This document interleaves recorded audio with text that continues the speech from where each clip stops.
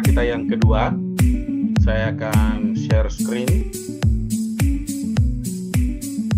Pak Andi Amri sudah muncul di layar Bapak-Bapak dan Ibu-Ibu sekalian. Apakah sudah muncul? Sudah Pak, sudah.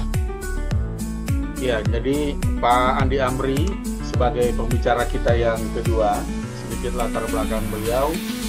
Beliau S1-nya di Unhas, kemudian S2 dan S3 diselesaikan di Graduate School of Asian and Africa Area Studies, Kyoto University, Japan.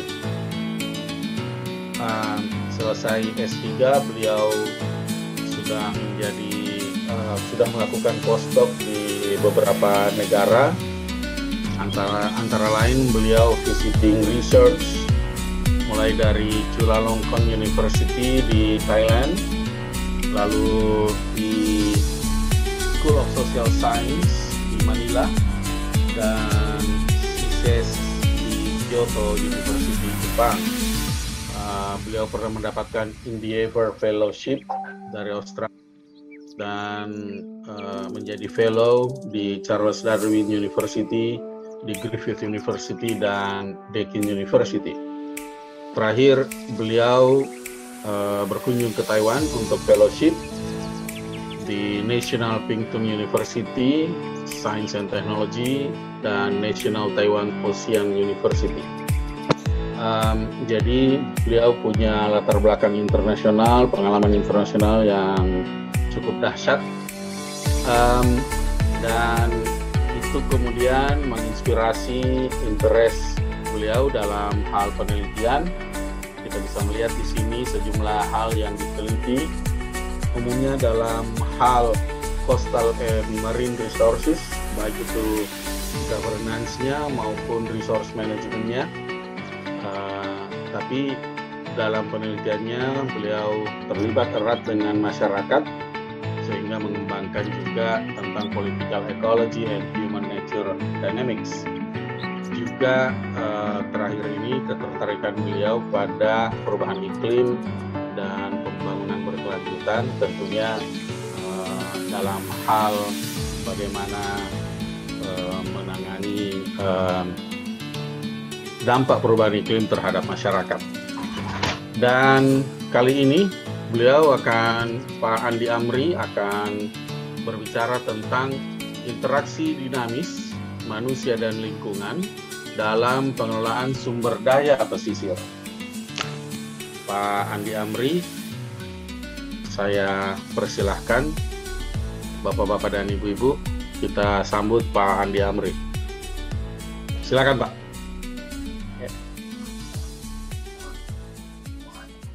Assalamualaikum warahmatullahi wabarakatuh. Terima kasih Bapak Moderator, Pak Rizal, atas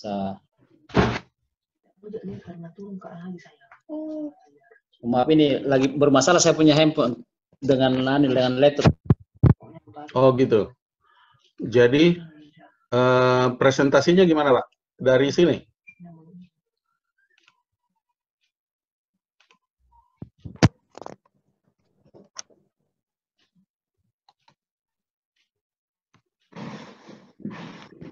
Dan tampilkan barangkali Pak Rizal. Presentasi ganti slide ya. Ya. Sekaligus jadi asisten sorot. Maaf ini Pak Rizal, ini ada dua laptop saya, satu laptop dengan handphone, ada satu screen-nya di laptop, kemudian di handphone. Mohon maaf Bapak Ibu sekalian yang kami hormati. Terima kasih kepada Kepala Pusat Lingkungan Hidup Prof. Imran yang telah mendukung ini, serta terima kepada peserta, Bapak Ibu yang kami hormati. Perkenankanlah kami untuk men-sharing beberapa ide terkait untuk sebagai pemantik diskusi kita pada siang menjelang sore hari ini. Bapak Ibu yang kami hormati, tadi Prof. sudah memberikan secara gamblang mengenai early warning system, informasi masyarakat. Saat ini kami akan sharing pengalaman bagaimana melihat interaksi dinamis antara manusia dan lingkungan dalam pengolahan sumber daya pesisir. Coastal resource. Next, please. Bapak Ibu yang kami hormati, kalau kita melihat gambar ini kan kelihatan bahwa ada hulu hilir connection. Kalau misalnya kalau tadi Pak Prof Pawe sudah memperlihatkan mengenai di Masamba, jadi kalau misalnya kalau kita lihat ini dari gambar ini kelihatan bahwa angka misalnya di bagian atas itu adalah di atasnya ada Baliase, kemudian Rongkong, kemudian di tengah itu ada Masamba, kemudian di bawahnya itu ada Malangke.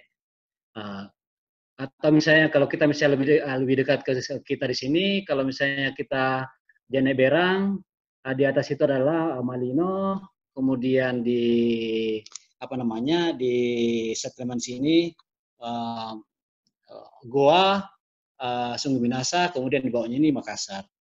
Dari kelihatan bahwa kalau terjadi sesuatu hal di Baliase atau di Rongkong, pasti impaknya ke wilayah pesisir di Makassar ini atau wilayah di Rongkong. Bapak Ibu sekalian, sebelum COVID kami sempat mengunjungi Luwu Raya, mulai dari sampai Luwu Timur, Luwu Utara, kami naik ke Rongkong, ke Baliase. Memang pada saat itu saya sempat terpikir, saya melihat bahwa begitu masifnya perkebunan di atas, bagaimana ganti perubahan lahan dari hutan menjadi pertanian dan pertambangan. Kami lihat di atas di sana banyak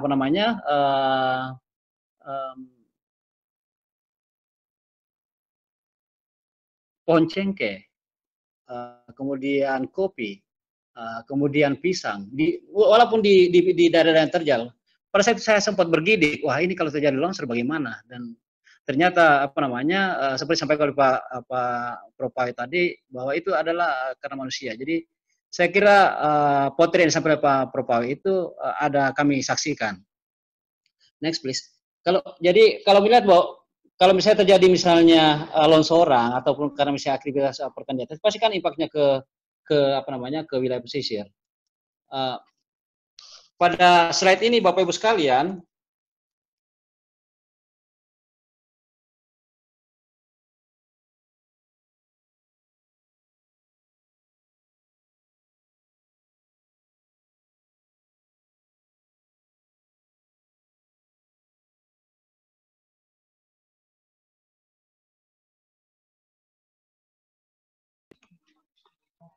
Hilang suaranya Pak Amri.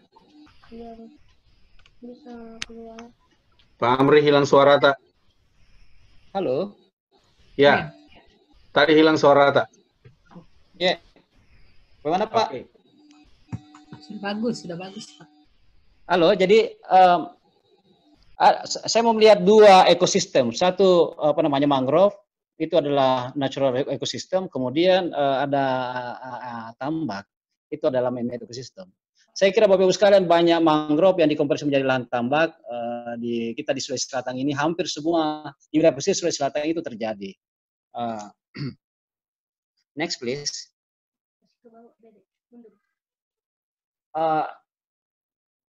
Kalau dilihat sebelumnya Pak Tabe, maaf ini namanya. Oke, jadi kalau Bapak Ibu sekalian, kalau lihat dari dari mangrove atlas itu kelihatan bahwa mangrove itu hanya berada di daerah tropical dan subtropical countries. Jadi seperti misalnya kita lihat ada di Indonesia, kemudian di Brazil, kemudian kalau seperti di tropical country misalnya di Okinawa, Bapak Ibu sekalian. Jadi mangrove ini seperti saya kata bahwa dia menyiapkan fungsi ekonomi dan fungsi ekologi. Next please. Next slide please. Bapak Ibu sekalian, kalau dilihat dari fungsi ekonomi, kalau ada Bapak Ibu sekalian, Tapi ada satu fungsi lain, yaitu fungsi ekologi, fungsi lingkungan. Ini yang kadang-kadang Bapak Ibu sekalian kita abaikan. Nanti misalnya terjadi tsunami di Aceh, baru kelihatan bagaimana fungsi mangrove sebagai pelimpah pantai. Dia bisa mengcover misalnya di bagian selatan Thailand. Kemudian kita lihat bahwa ada banyak hal yang membuat kerusakan mangrove ini. Misalnya seperti kita tadi, misalnya dikonversi menjadi tambak, kemudian jadi untuk settlements, untuk harbor segala macam. Dan kita lihat di pesisir Sulawesi Selatan, seperti yang kita lihat ini, kita cuma bisa melihat mangrove itu ada di wilayah paling luar dari di tambak-tambak yang ada, kemudian di riverbank.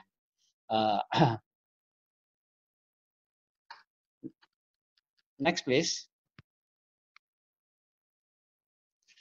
Seperti kita lihat juga di sekrasi yang sama, di contoh yang sama terjadi di Thailand.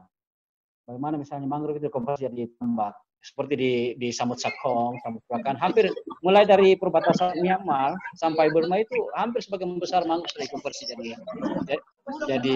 jadi tambak, seperti yang kita lihat di sini di Samut Sakong. Seperti kita lihat di ini saya pada 2007 saya tahun 2007 saya mempunyai kesempatan berjalannya di hampir seluruh wilayah pesisir Thailand. Ini di bagian Renong. Pada saat itu puncaknya Paname di Thailand. Sampai di hampir sebagian itu adalah adalah Paname. Next please. Kemudian apa yang terjadi? Kita lihat bahwa ternyata tahun 2013 kami mengunjungi lagi Thailand.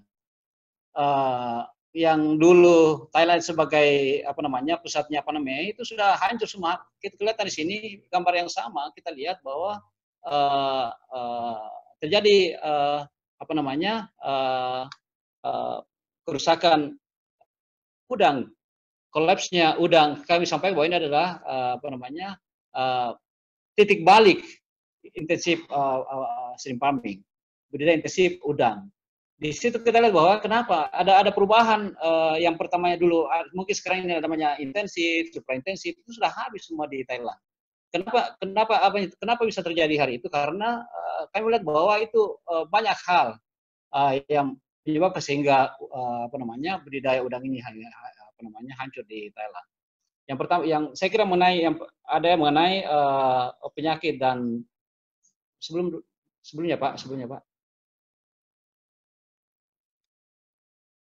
Jadi ada mengenai penyakit, kemudian mengenai apalagi isu mengenai lingkungan dan sebagainya. Saya kira yang paling krusial mengenai limbah. Saya kira ini harus menjadi perhatian kita juga di Sulawesi Selatan, karena di Sulawesi 5 tahun terakhir ini budidaya intensif untuk Paname sudah mulai berkembang. Ini harus menjadi perhatian kita semua. Kemudian kita sedang mencari bagaimana sih mengintegrasi antara mangrove dengan budidaya udang ini. Kami mencoba di Bone itu dengan melihat mangrove yang ada dalam tambak kita pelihara. Apa yang terjadi? Ternyata mangrove ini dia juga kalau misalnya dia dalam wadah tertutup, lama-kelamaan dia akan mati karena tidak pergantian air. Jadi mangrove itu dalam waktu tertentu di akarnya itu harus tidak harus terendam air. Kalau misalnya mangrove itu misalnya seperti di Sopora ini terendam air, lama-lama juga akan mati. Next please. Tentu Bapak sekalian kalau melihat ini ini yang terjadi di Tongke-Tongke, di Sinjai. Bagaimana misalnya masyarakat mengelola mangrove? Misalnya kita lihat saya cuma tidak ingin mengatakan bahwa bencana itu kadang-kadang ada benefit di sisi yang lain. Seperti misalnya di longsoran yang ada di Masamba ini mungkin awalnya itu akan menutupi lahan-lahan pertanian atau perikanan. Tapi ada satu hal yang mungkin menjadi benefit untuk wilayah pesisir. Ketika misalnya tanah-tanah sedimen yang ikut dengan dengan di sungai itu nanti akan singgah di mangrove, kemudian itu akan menjadi tanah tumbuh. Tanah tumbuh ini yang dimanfaatkan oleh masyarakat untuk mendapatkan nilai ekonomi. Seperti kita lihat di sini di Tongke-Tongke, di Sinjai, dia secara gradually dia menanam mangrove, kemudian kalau misalnya kenapa misalnya tumbuh tanah ini itu karena sedimentasi dari hulu. Kemudian dia mulai menanam mangrove, kemudian membuat tambak, kemudian memelihara udang ataupun rumput laut. Saya kira seperti inilah model yang dilakukan oleh masyarakat lokal. Kami melihat bahwa menanam mangrove itu begitu butuh upaya yang sangat yang sangat kuat untuk menanam mangrove, butuh waktu karena tidak mungkin membuat lahan tambak itu dari mangrove itu gampang, dengan motong saja dengan gampang. Tapi untuk menumbuhkan kembali mangrove itu butuh upaya yang sangat. Kami lihat di sini bahwa seperti ini kami coba di Maros. Kami menanam mangrove. Apa yang terjadi? Beberapa hari kemudian kita tanam mati semua. Tapi kami lihat bahwa ada di sana ada potensi api-api ini dia punya biji. Dengan biji ini kami lihat bahwa kita bisa manfaatkan untuk menanam mangrove. Kami lihat seperti kita lihat di flowchart ini bagaimana interaksi antara mangrove dan manusia ini di dalam konservasi. Ini kan mangrove ini butuh waktu yang lama. Kalau misalnya seperti program pemerintah, misalnya ada bantuan subsidi apa segala macam, makanya masyarakat bisa terlibat. Tetapi setelah tidak subsidi, apa yang membuat masyarakat terlibat lagi untuk melihara mangrove-nya? Untuk seperti kita lihat di sini, ini kan butuh sekitar 10 tahun atau misalnya 15 tahun. Nah, kami melihat bahwa ada yang hubungan yang sangat erat antara kepentingan ekonomi dengan partisipasi masyarakat. Kita melihat di sini bahwa pada saat misalnya ada program pemerintah, ada short term economic benefit. Kemudian untuk long term, untuk jangka panjang itu dia bisa mengharapkan bahwa mangrove yang ditanam itu atau tanah-tanah yang timbul itu bisa menjadi milik mereka. Next please.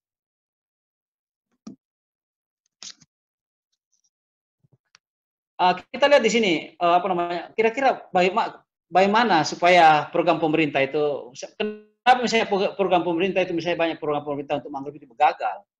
Karena pada saat untuk program pemerintah kita bahwa itu dia diposisikan sebagai buruh atau dia cuma melihat berapa sih yang dia tanam.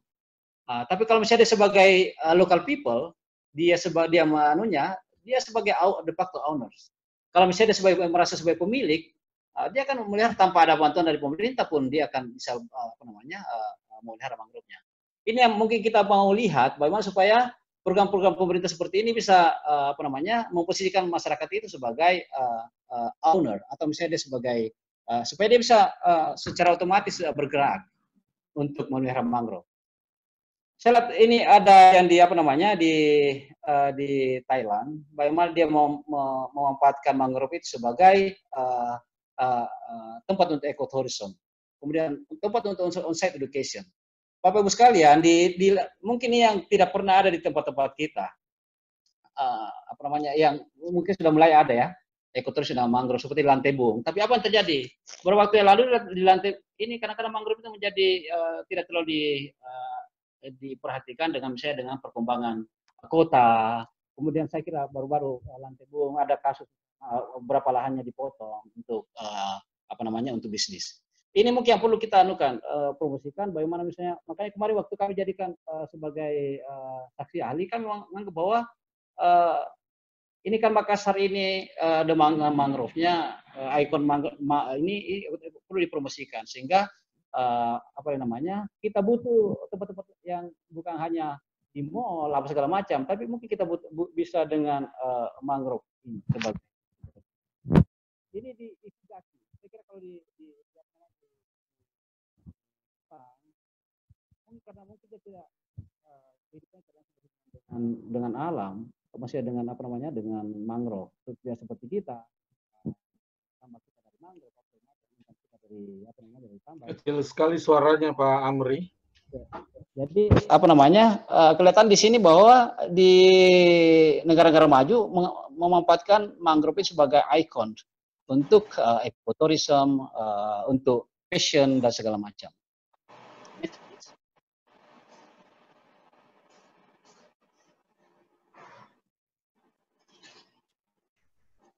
Kami melihat bahwa selama ini ketika apa namanya, orang itu hanya melihat mangrove itu dari apa namanya, dari fungsi ekonominya, maka dia akan eksploitasi.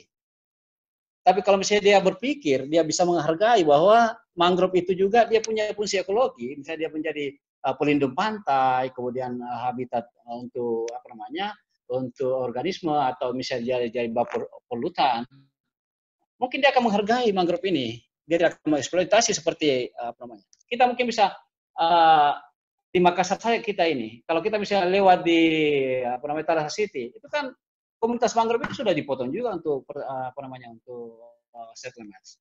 Ini mungkin karena penghargaan kita terhadap apa namanya, fungsi ekologi dari mangrove ini yang sangat kurang, sehingga kita lebih orientasi ke apa namanya, ke ekonomi.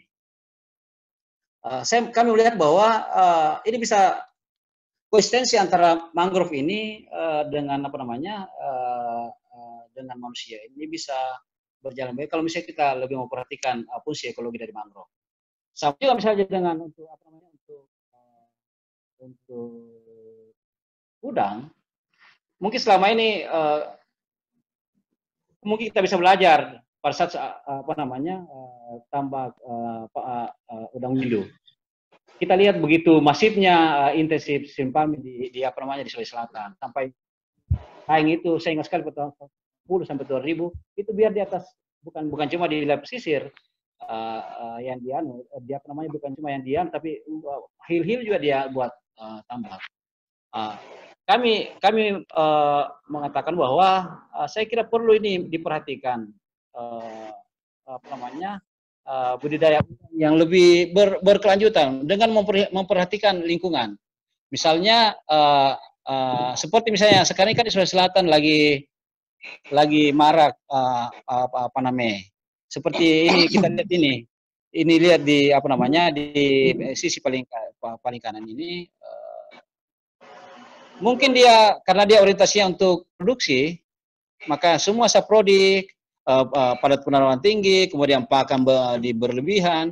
Padahal sebenarnya kalau pakan berlebihan tidak dimanfaatkan oleh apa namanya, dimakan oleh udang itu akan jadi limbah. Dan ketika misalnya limbah ini ke wilayah pesisir akan mempengaruhi apa namanya, lingkungan di sekitarnya. Tentu kita tidak